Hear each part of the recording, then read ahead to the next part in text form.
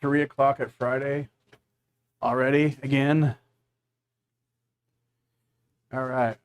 One thing I forgot to do, turn off my air conditioner, which I don't think you can hear, but it drowns out my so let's get that off. Okay. So I'm back to working on this double smashing train painting again. And just gonna start working on it. And I was kind of like trying to figure out what I was going to talk about today while I worked on my painting, and every time I started to think of an idea, my mind just went like blank. Like, people talk about meditating and trying to clear your mind. I guess the way I cleared my mind was by trying to come up with something. Then it was just like crystals of ice blowing across a snowdrift. There's nothingness. So I reached out to my friend Chet and asked him what he thought, and he brought up a point that I've heard a lot too, and it kind of ties into that idea of not being able to think of what I want to do, which was like a question that comes up is, where do you find motivation to work on things when you don't feel like how do you or find inspiration? Like, maybe you just don't feel like doing it, but then you sit there and beat yourself up because you're not getting enough work done. But then you want to be productive artist, and so you end up just arguing with yourself, and then sitting there. So I think every artist goes through, or every person goes through, not feeling like doing something they set out to do once they've started. It's kind of a funny little catch-22. Like when I was younger, I would, just because there was nothing else to do, I would draw my sketchbook and come up with ideas and just doodle around, and it became like a little whole thing. It was fun. So originally, I think most of us pursue art because when we make art, it's fun and it's pleasurable or of some sort, or we get some sort of satisfaction out of manifesting some sort of creation out of nothing. And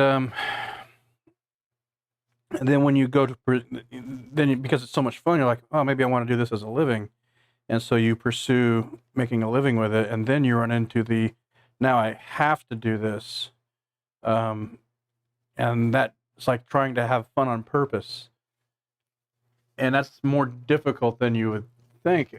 I think that's, maybe what some of it is. So I can remember, when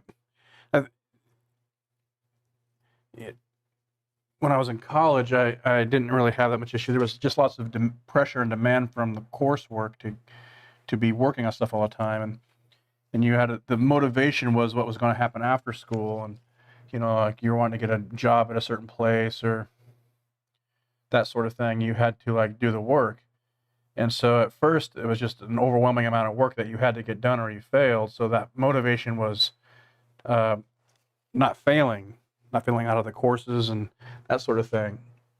So as you go farther up in your education, the workload doesn't lighten up, but you start taking this sort of work habit and ethic as a sort of habit.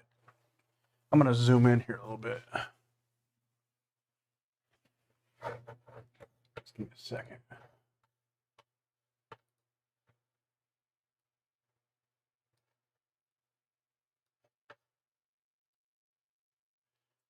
See a little bit better what I'm working on. And so then, so as I got into my later years in school, I was not only doing all the coursework, which was still really heavy, a heavy amount, a lot of work, heavy workload. I was doing other work on top of it because I wanted to get into like feature animation, background painting. So I was doing other landscape paintings, and I was taking on more myself. But I think as I look back on it, that was mainly a product of the habit of working all the time, or of being busy.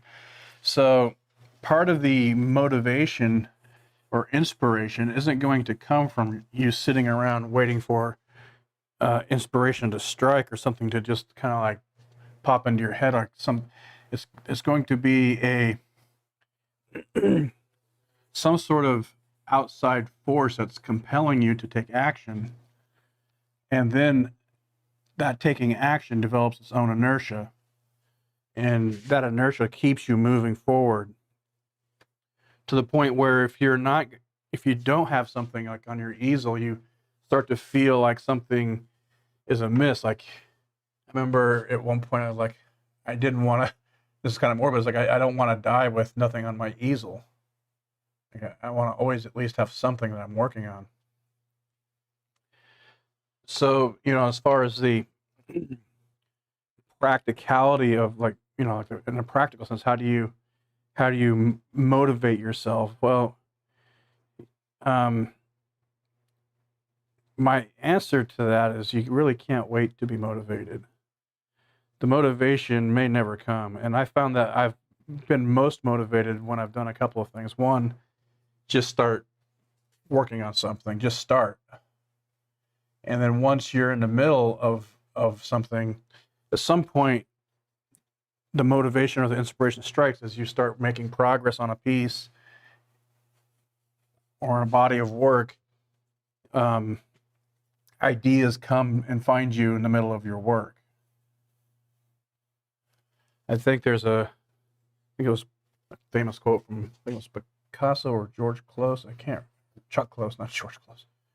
It's like, inspiration is for amateurs. The rest of us show up and work. And there's some truth to that, I think. That a lot of it is just showing up. But so fast forward till I'm in LA and I'm faced with the realities of having to make a living on my work, and I don't have a school program setting deadlines for me to complete work. If I don't get it done, I'm going to get an F. The only thing that happens if I don't get it done is that I don't get anything done. And so I was selling my art on the boardwalk, and I was making okay money, and I was making a living, and so I didn't have any real anything pressing against me to do more. And I remember thinking that I should be making new paintings. I even realized that when I come out with new paintings, I could have more images to sell as prints, and that translated into more income. But there I was sitting on the couch watching TV, and for the life of me, I could not compel myself to get up off that couch, go in the other room, and start working on my painting. I would just sit there, and like I was frozen, like a statue on my couch. And I would beat myself up with that. Like, I should be doing more. I should be working. It's like, I know I should be doing more. It's like I could be advancing myself, but there I was not doing it. And so this is like in my early 20s.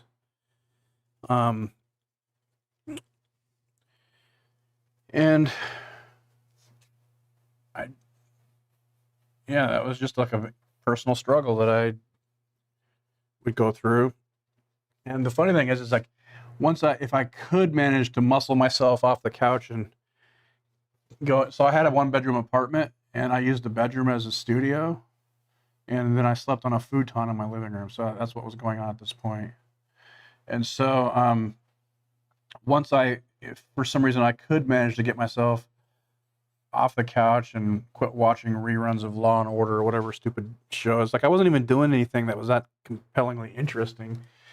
I just didn't feel like doing anything because it felt like, like, I don't know if it felt like work. I just didn't feel like doing it. And there was nothing compelling me to do it. I had,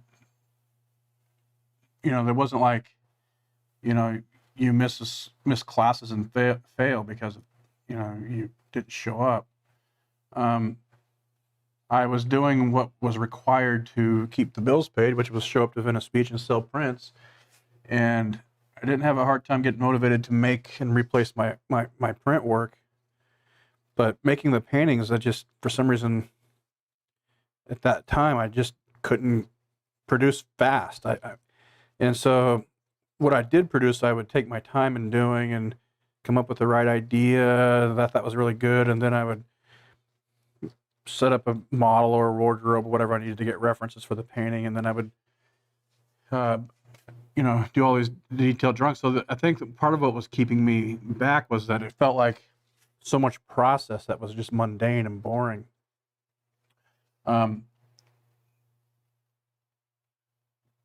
But whenever get back to my point is, whenever I would manage to get up and sit down and work on the piece, I would enjoy it, and I would work for a long time on it, at a stretch. So it was just a matter of getting started. So if you're struggling to find the motivation or inspiration, my best suggestion is to not worry about having the motivation. The thing to do is just to really get started. And you don't even have to have a goal. Like there's some times where I don't feel like working on anything, but I put 20 minutes into it.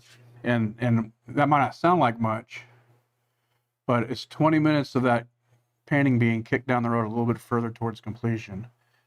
And if you did that even every day, even though it might take you forever to make the painting, at least you would be putting some mileage down onto the canvas, or or sculpture, or whatever it is that you're producing. And often what happens is that you start out to do like just a few minutes, just a little bit, and then you get engrossed in it, and then you get carried away, and then you get sucked into it, and that's what generally happens for me anyway. So don't wait for inspiration and motivation to occur to you, because even if it does, you'll talk yourself out of it. A lot of it is not much to do with your willpower as much as it is to do with just the inertia of movement.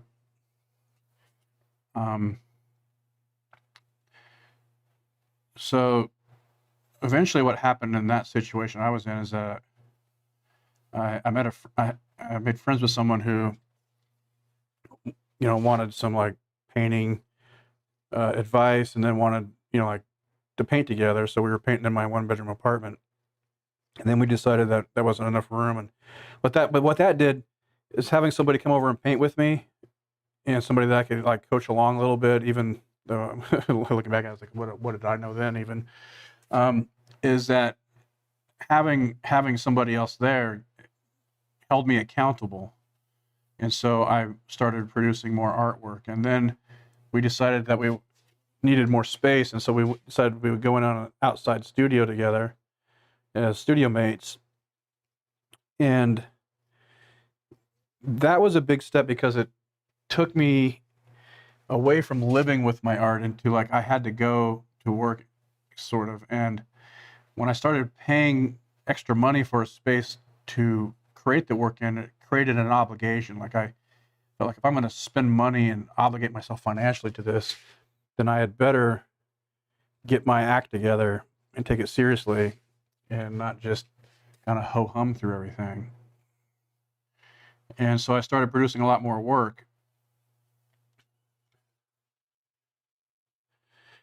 And I started working more consistently. Like I would basically, the time that I had for free, there was no free time. So like the apartment is set up for living and setting up for lounging around and relaxing. Even though I had a separate room that was just my painting area and making prints and stuff, I still had a hard time getting into that room to paint. And eventually what I did, I forgot to mention this, eventually what I did is I went to like Target or something. I bought like a small little TV, like a 10-inch TV, and I put that in my studio so that I could watch TV and paint. And that helped me get around to the I wanted to watch TV aspect of it. So I just took that into the studio so I could listen to or watch it while I worked. I didn't have to sit out in the living room to watch my TV.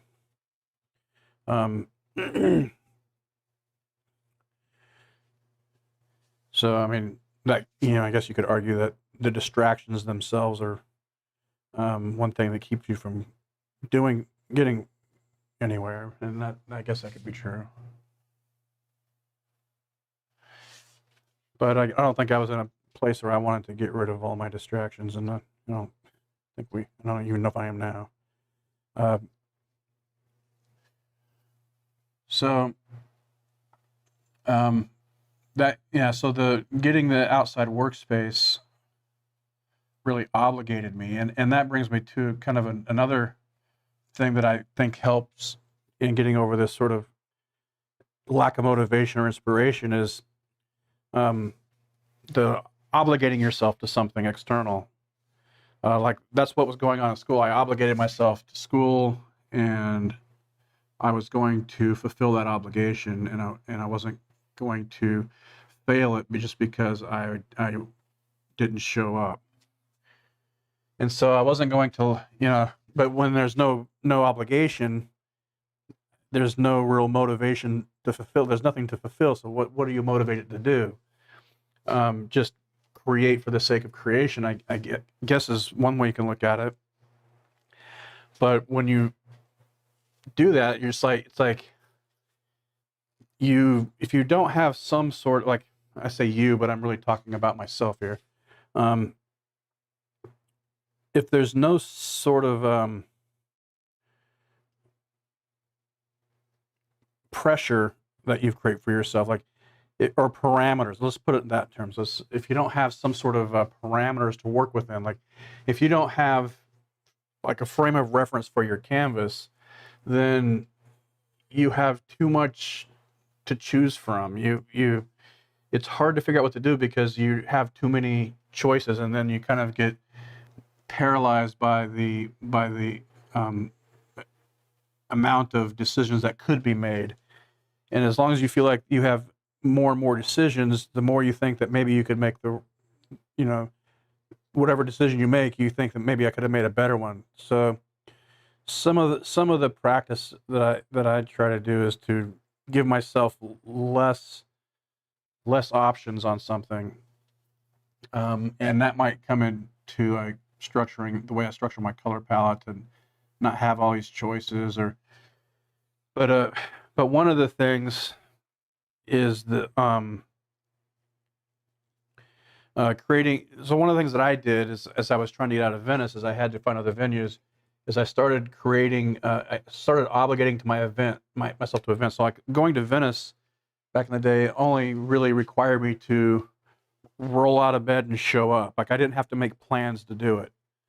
But when I wanted to do other events and festivals and shows, I had to think differently. I had to plan months in advance, and I had to line up my schedule, and I had to put out money for booth fees and stuff like that. So I had to really obligate myself. And then I had those obligations that I had to fulfill, and I started showing up to them with the paintings. And the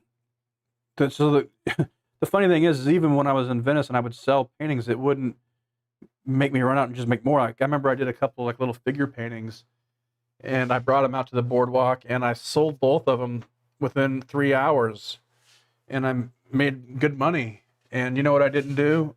Go back to the studio and paint 2 more right off the bat. I don't know what I was thinking. But that attitude changed later on. I think one of the things that motivated me, that was a motivating factor, is like when I turned, I think about 30 or so, and by this time I was doing festivals around the country, and I was one of the things that occurred to me is that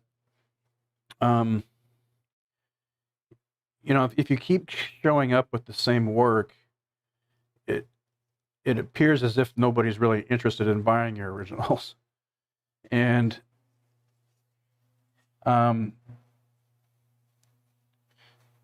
that wasn't happening to a large degree. I think this is a story I kind of concocted in my head, but I decided that, well, like one of the issues that would come up is that people always wanted to wait to some other time to make their decision about purchasing. Like they wanted to think about it. They wanted to know if you're, we'll see you next year when you come back and all that kind of stuff. And so I wanted to create a sense of urgency that if they didn't decide right then, they wouldn't have another choice. And so what I ended up doing was coming up with an idea of never showing up to the same show with the same original artwork twice. And what that does is it creates this perception that the work is turning over. And so the other thing is people like to see new work, and seeing new work is exciting, and seeing you come to the show every year but with completely new originals, it makes it something that people want to come and see. They don't want to go see, like, if the movie theater just played the same movies all the time, eventually people would just quit going. They've already seen it, like people want to know what else you got. And so that was the attitude I took towards it. And to do that, though, required me to really up my production. And so I just sort of set a goal for myself and an obligation to not show up at the same event with that same work that I was there with, I was with the last time I was there. And so that motivated me to really put in the time and effort into making new work, or to working on my new stuff, and to coming up with a bunch of new things. Like I had to plan out and come up with a plan rather than just waiting for inspiration to sit in. I had to really plan what I was going to do, and turning into something that I thought would be compelling or exciting, or that I thought was going to be fun too. So one of the things I always want my work to be is I want it to be fun. I want it to be fun to look at. I want it to look like it's like it was fun to make. That sort of stuff. And the reason for that is, I think, if you're not having fun making the work, it often will show in the it'll become apparent in the work itself. It'll look like it was kind of labored over. So even if I labor over a painting, I don't want that labor to be apparent. I want it to look like it was sort of matter of fact and fun. And a lot of that happens by just showing up and doing it, whether you feel like it or not. It's kind of like, going to the gym. Sometimes I don't feel like going to my class for my jiu-jitsu training, and I don't feel like going. I'm busy. I got other things to do. I'm in the middle of something, but what I've done with that is I prioritize it. Like when the time comes around in the day for I got to get ready to go to class, I stop what I'm doing and I get my stuff together and I go. And I've never had an instance where I was like, man, I wish I hadn't gone. I've always found that I'm glad I did it after the fact, for sure. And it's the same with making art. It's like, if nothing else, create a schedule that you stick to that puts you in a place to work. One of the things that I would recommend also is that you create your space as a place to work rather than lots of places to hang out, lounge around, and lounge about, and watch TV or smoke weeds with your friends or whatever it is. Like if that's what you have your space set up for, you're not going to feel like using it for production. Like if you can manage it, if you can get a space that's outside of your living space, that's another good reason to do that, is that you end up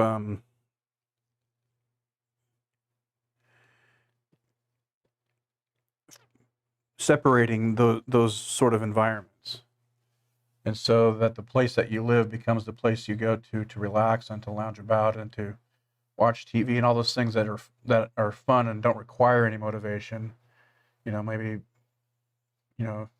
whatever it is, if it's a place to be lazy or to whatever it is that you do at home, who knows? Not sure if this is looking right. And then the place that you work is set up for your creative endeavors, so that you don't have these places to be physically comfortable just sitting around doing nothing. Like so when I come to the studio, I turn on the lights, and then everything that's here is work. But my work isn't work like I'm not laboring. There's lots of things in my studio that I don't want to do, like like I don't like doing all the prep work. I don't like cleaning my brushes up. I don't like doing all that stuff, and so for a lot of that stuff, I find ways to cut unnecessary chores out of my workflow. But what you don't want to do is cut your production out of your workflow because you don't feel like showing up, or you're just feeling unmotivated. Like I said, just show up and start something, and that's all you can do. So there's sort of a caveat to this idea too. So not only there's instances where you don't feel like doing anything, but sometimes you don't know what to do. Like you feel like you're mentally blocked, or you don't have any ideas, and like you don't want to start on something before you have a good idea of what to do, and you don't want to just start stabbing around in the dark. And there's a good argument to be made about that too. If you're not sure what to do, to not force yourself into, force your hand into it. There's been times on a painting where I didn't know what to do, and I knew something needed to change, but I didn't know what it was. And if I had just gone in heavy-handed and trying to solve it, I might have made things worse, maybe. Because sometimes what needs to change or be reworked in a piece is not something major. It's something minor that has a major effect when it's changed. And it might take a bit of time to figure out like where those things are in a piece. So, if you're the other side is like you haven't started anything, and you don't even know where to start, and that's kind of holding you back. And so, a couple of years ago, I was kind of in that position. So what I started doing was going around downtown LA with a neighbor friend of mine, and we would just bring a sketchbook with us that had like 20 to 50 pages in it, like a small little sketchbook. And the idea is we'd walk around downtown. The idea was that we would fill up that sketchbook completely fill it up with drawings, and I'd bring a Sharpie, and I would just use a Sharpie drawing. And so you would draw whatever, just constantly, just draw it and flip through the pages and start drawing. And I ended up started drawing a bunch of buildings and different things and people around downtown. And it's kind of where I came up with the whole premise for my Rust, Dust, and Lust collection of paintings that I did. The drawings themselves, I started to conceive of this environment and a story that would be happening in this environment, and how I could take what was going on downtown in my sketchbooks and translate it into this Old West dystopian sort of environment. And it got me really excited. I came up with kind of cool ideas and different ideas for paintings, and a lot of that happened just by what I ran into out on the street in the downtown LA. Just different things that occurred to me as I observed them. And it was more of a deliberate practice of drawing and painting rather than trying to come up with ideas. I figured if I couldn't come up with any ideas, I would just sharpen my technical skills of drawing, and which I think is a good idea for any kind of painting, is to, if you want to develop and strengthen your painting skills, the practice that I tend to take is to work on my drawing skills. And so this deliberate practice of going out and painting, or not painting, but drawing just cityscapes and whatever inside. Like we would catch an Uber to somewhere downtown and then get off, and I would draw like inside the car ride there.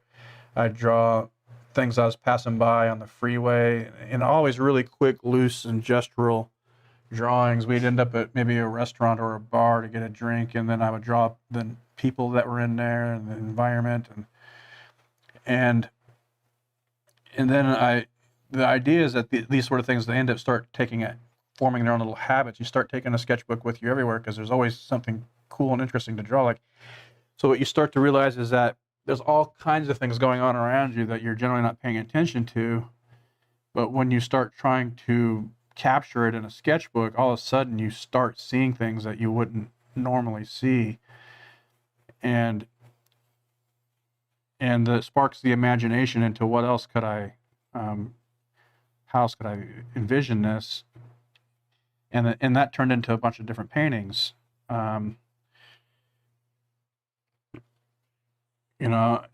Combined with some other things I was into at the time.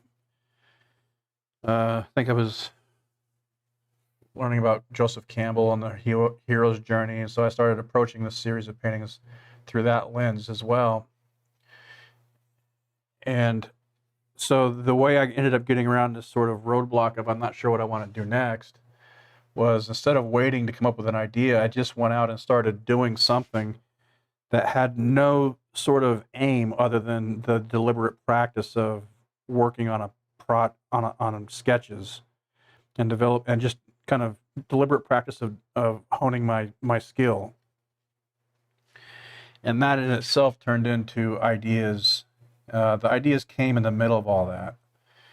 And so that is kind of what I'm always, wherever I'm doing, I'm always looking like what's going on around me that I could, employ into the creation of the art.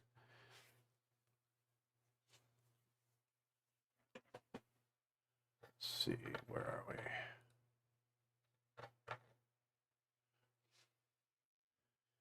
Yeah, so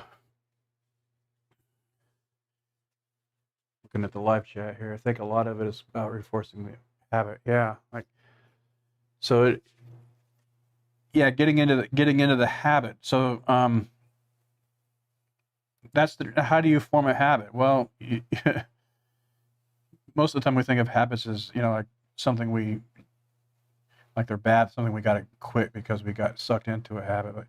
But it works the other way too. So what happened with that is that the habit got reinforced because I started getting sucked into the enjoyment of the process of making something, and it wasn't just sitting at a blank canvas trying to figure out what to do. It started way in the beginning of like, what is around me that I can use as the inspiration, I guess, is, when people would ask me, like, where do I find my inspiration? Where do I come up with ideas? And the answer to that question is it's just all around. It's all around all the time. It's just a matter of learning to see it, learning to find things that are going to resonate with you. If you're looking at your canvas for inspiration, you're not going to find it very often. At least that's how it works for me.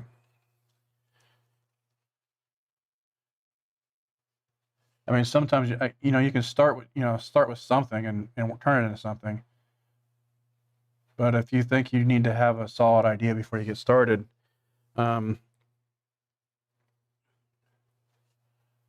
or something to build upon, then I would suggest just build upon the fundamental skills of drawing and painting. Just do something, and try not to have some sort of idea about what you're going to create, and just let it create itself.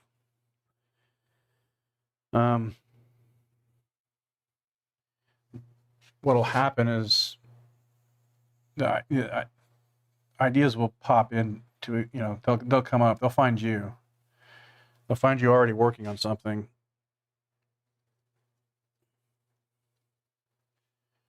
Man, I wish I didn't turn off the air conditioner. It's getting hot in here already.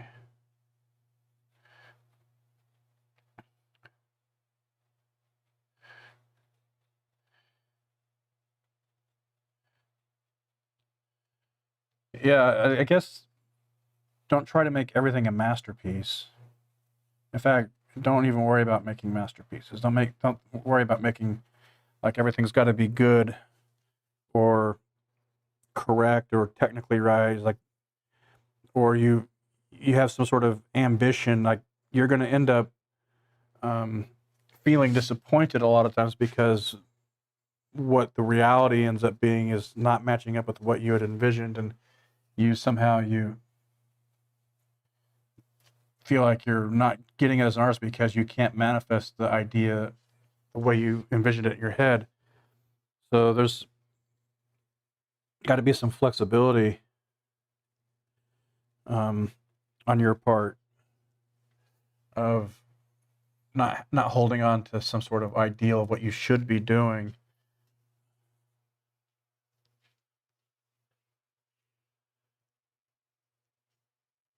Kind of comes back to another point of like, the idea of what should.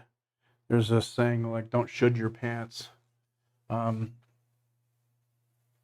even when it comes to motivation, I mean, do you have to be motivated? Is that a requirement for you to get up and do something? What motivates you to do anything that you do, really?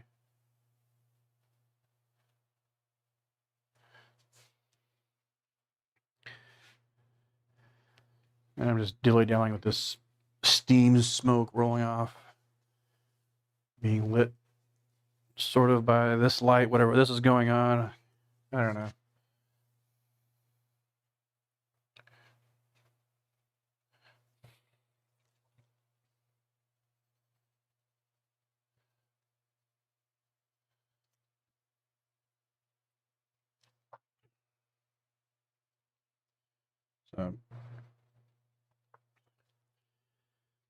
So next week I'm going to be out of town. I'm going to Alaska to go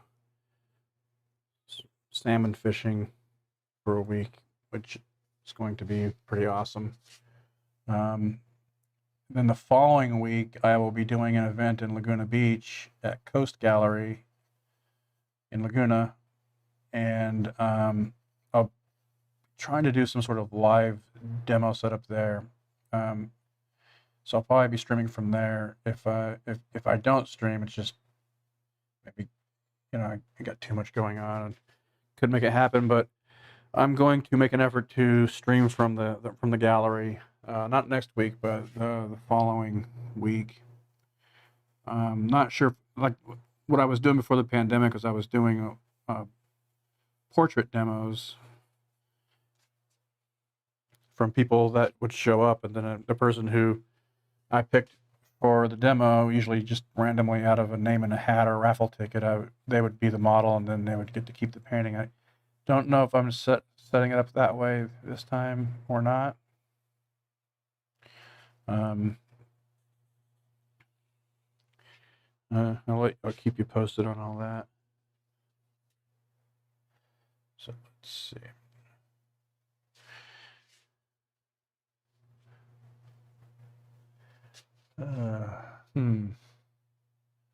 Trying to figure out like how it's like clouds and smokes. They're not like anatomy. Like fingers and hands. If you get it wrong, people are gonna know. So that's kind of cool. But they do have some principles. Like you want to. They have a form and a structure, but they also have all this translucency and that sort of thing too. So a lot of it's going to be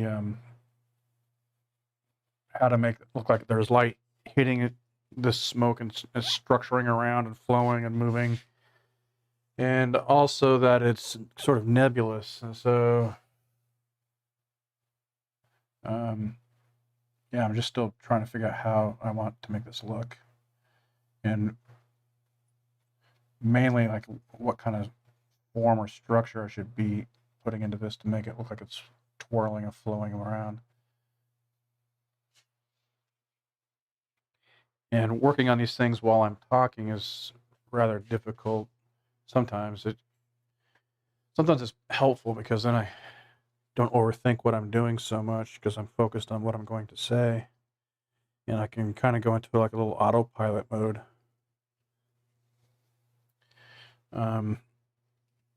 But then I can do all this work on a piece and step back and it looks completely wrong, and I know I'm gonna have to change it. So, yeah, I don't know.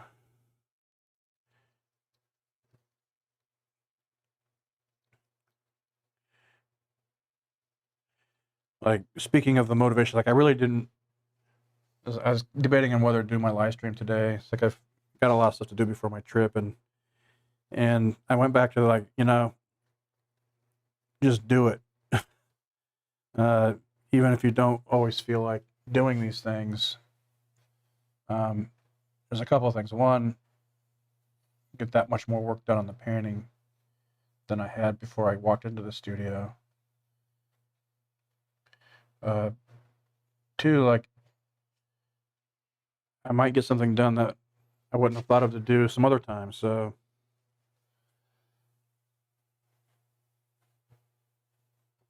and three, I have made a commitment to doing these streams. So if you start slacking and giving yourself reasons to take breaks and quit, or uh, slack off, eventually that's what'll happen. It'll just become something you don't do anymore. So in the effort of keeping this habit going, I prioritize this sort of like I was talking about with the jujitsu practices. That it's something that to make happen, if you want to make something happen, you have to um, make it a priority.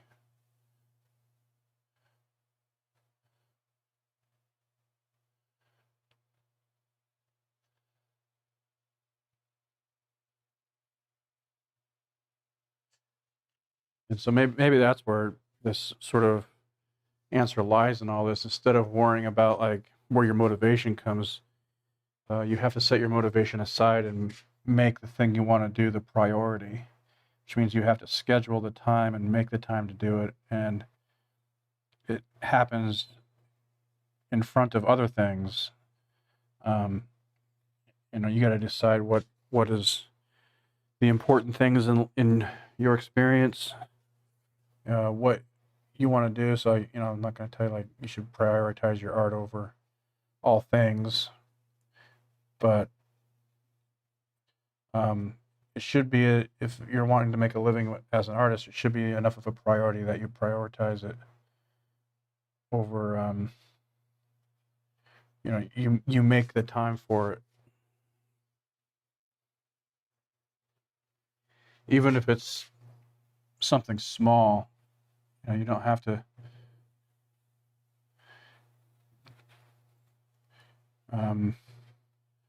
do everything all at once.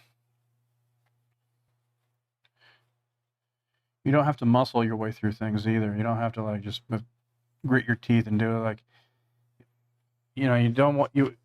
For me, I like I said, I want this to be fun, so I don't want these paintings, the process of painting to be some sort of grueling grind. But there are times when it becomes that way, when you got show deadlines and other things. But overall, the paintings should be so much fun that even the grueling grinds aren't intolerable.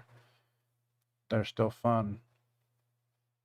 So that's where I'm looking to go with the production of any sort that I have. Is I want this to always be fun and enjoyable to make, and I think that ultimately will help translate into like how people perceive the work. They see that fun in it. That often is maybe what helps people get connected to the work.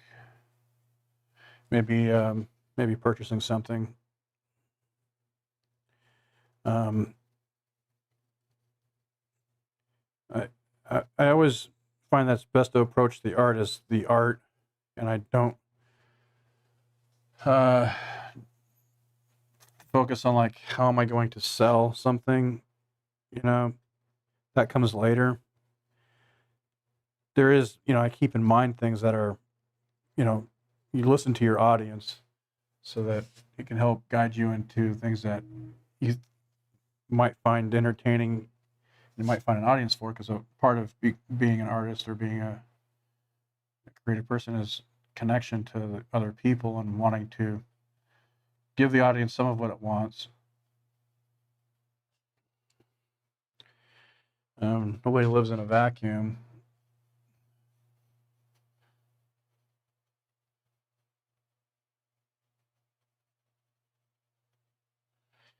So I try to do things that I think is entertaining to me, and I think that my idea of things that are entertaining are probably broadly mainstream mostly.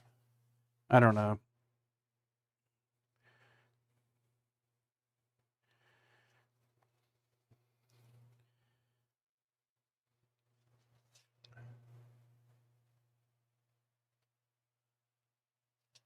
I want work that looks and feels really interesting, like it has an emotional quality to it.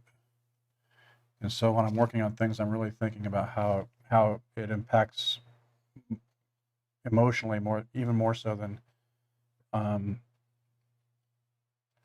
is it, you know, technically well done. Like, are the colors right? Like all that stuff is sort of, I don't know. It's not really, not that it's secondary, but um,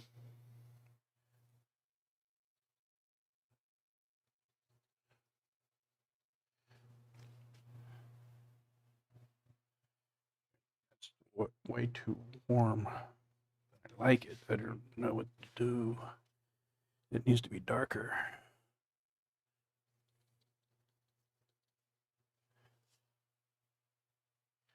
That ain't it.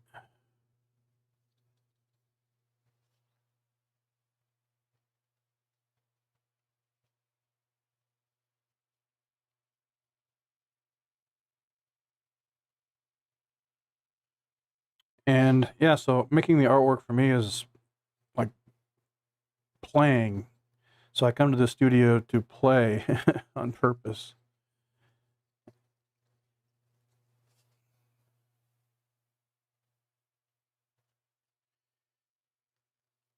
And anyways, that's when I seem to have the most fun, is when the work becomes just kind of a playful thing that I'm doing.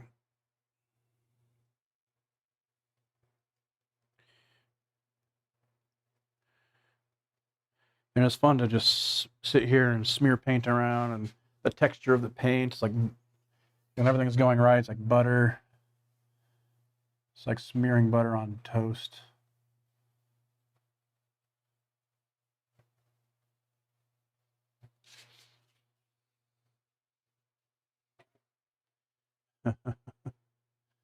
Yeah.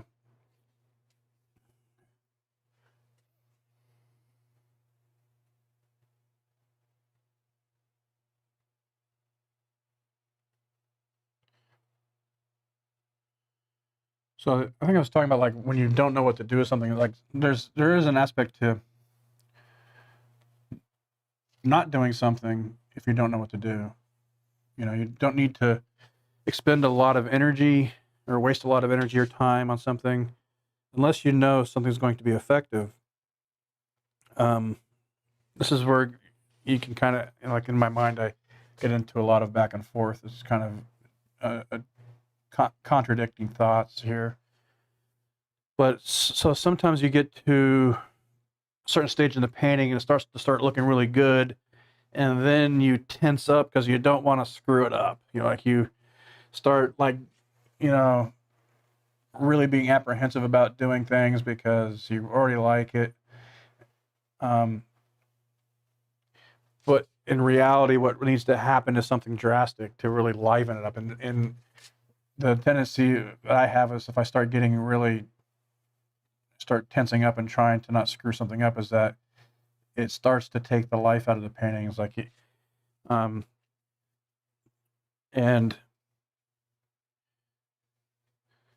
you become afraid to make bigger and bolder and brasher decisions, mainly just because you don't want to screw it up. And that's a hard mentality. It's hard to get out of that mindset, but it's probably necessary to get out of it. Not worrying about making mistakes, not worrying about putting yourself out there. Like the title of the video, like, don't worry, nobody's paying attention, is that no one cares really what you're doing. Nobody cares if you make a bad painting. Nobody's gonna, if they've bought your paintings, they're not gonna throw all of their paintings away because you screwed one painting up. The worst that's gonna happen if you screw a painting up is that you screw it up, and that's that. But nobody cares. So you don't have to put all this pressure on yourself to like succeed or be better or to improve or any of these things. Like, you don't have, like, the idea that you should be doing something, you should be somewhere else other than where you are, is really just you dividing yourself against yourself. It goes back to the what I said about don't should yourself. Don't should your pants. Like, if you feel like you should be motivated, or you can't figure out why you're not, and you, like, I should be doing more shows, I should be making more work, that's just something that you're thinking. There's, like, you're not gonna, like, fail and waft into obscurity because you didn't work 12 hours a day on, for years on painting. You're gonna go into obscurity anyways. I mean, we all do.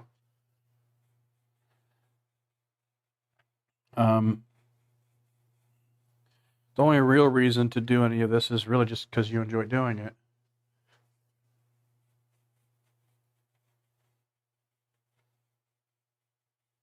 Like, if you're an artist and you feel like less than because you're not able to make a living, or you can't figure out, like, people don't get your work, it's not a problem.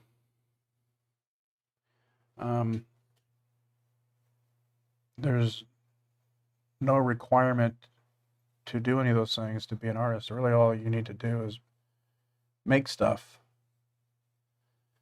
And the motivation to make it is mainly because you like to.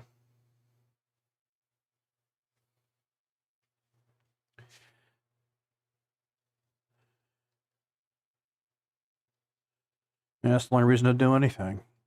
It's because you like doing it. That doesn't mean everything that you like doing is good for you, but that's a different subject.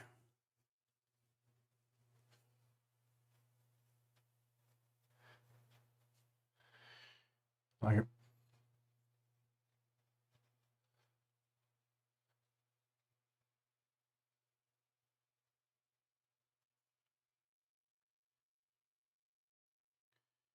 okay, what am I doing? I think I want to move my efforts down the painting a bit.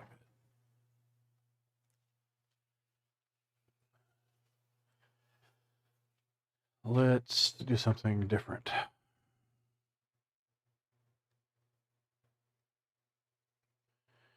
And I'm getting hungry.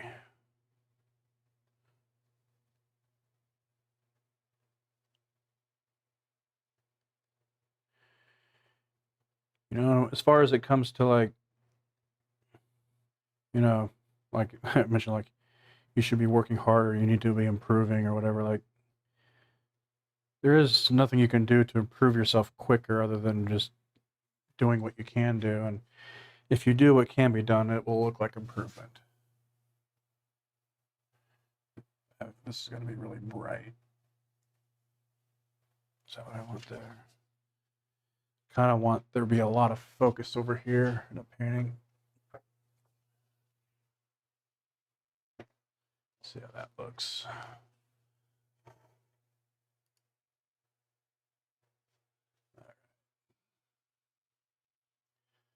I don't know if this is going to work. This might be too bright. I can change it later.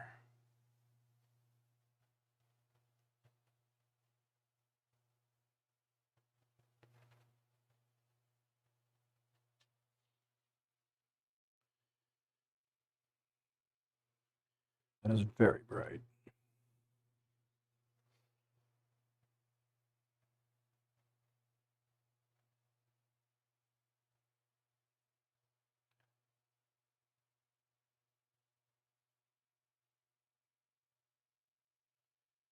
Hmm.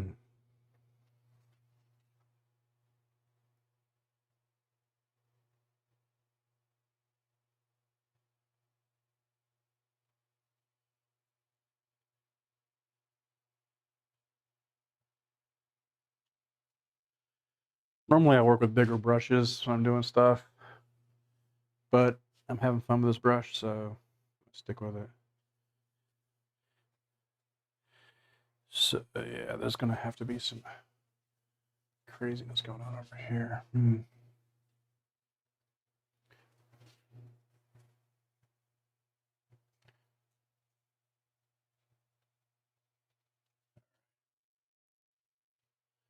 So there's an engine, steam engine has got a bright light, and I want this all to be hitting like right here.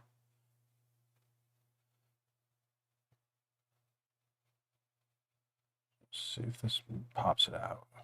Hopefully it does a little bit.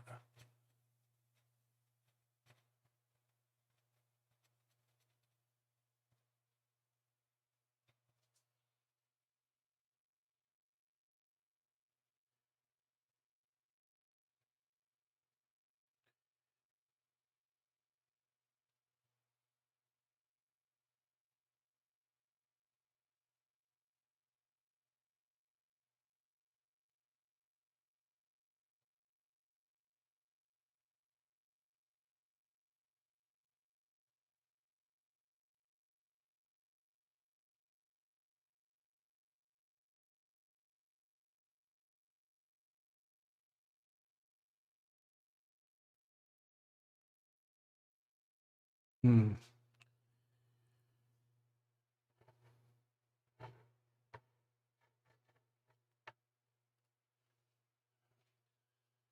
You know, you never know if you did the right, made the right choice on something until it's too late.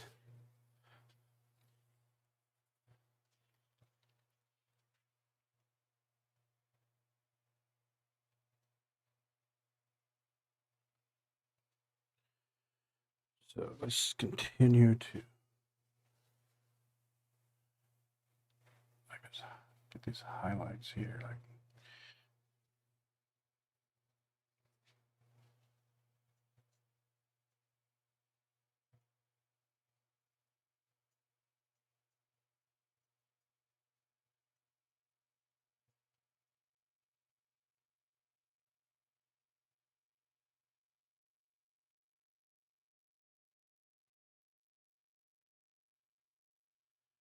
oh, man, I'm not sure if that's gonna work or not. I think that's too much. Yeah.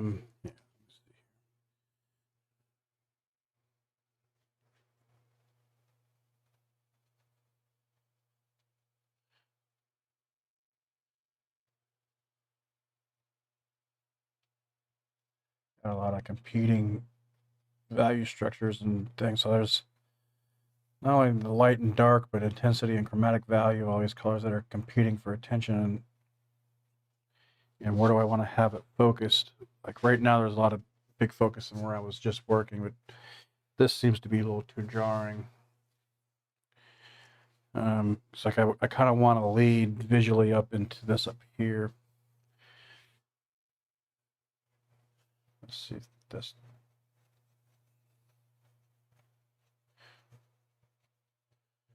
So what might need to happen, instead of like how light this is, it needs to change the color.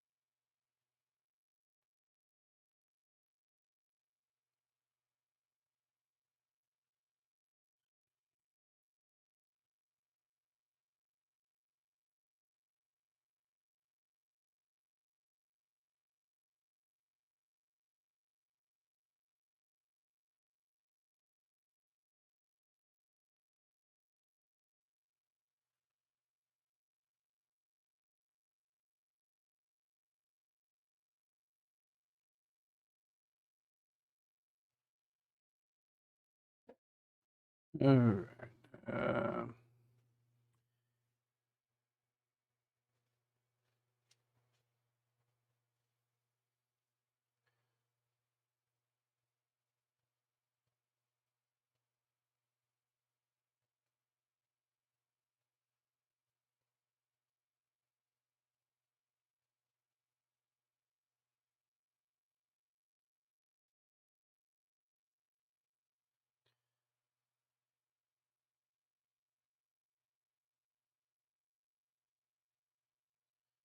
Let's scumble some stuff in here.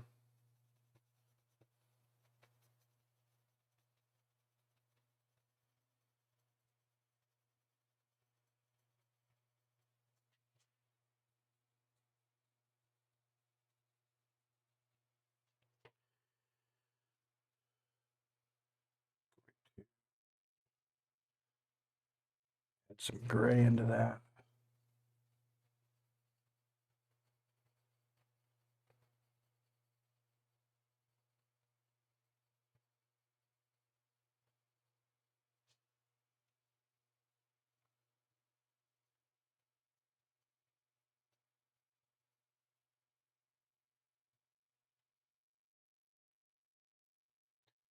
Oh, that's kind of cool. All right, well, it's been about an hour.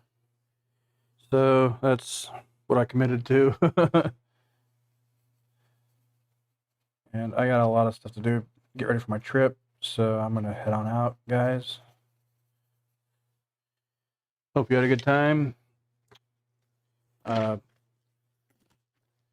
And I hope you have a good journey in your own painting process or sculpture or other art making. And I will return in a couple of weeks, probably from Coast Gallery in Laguna Beach. So I will check you guys later.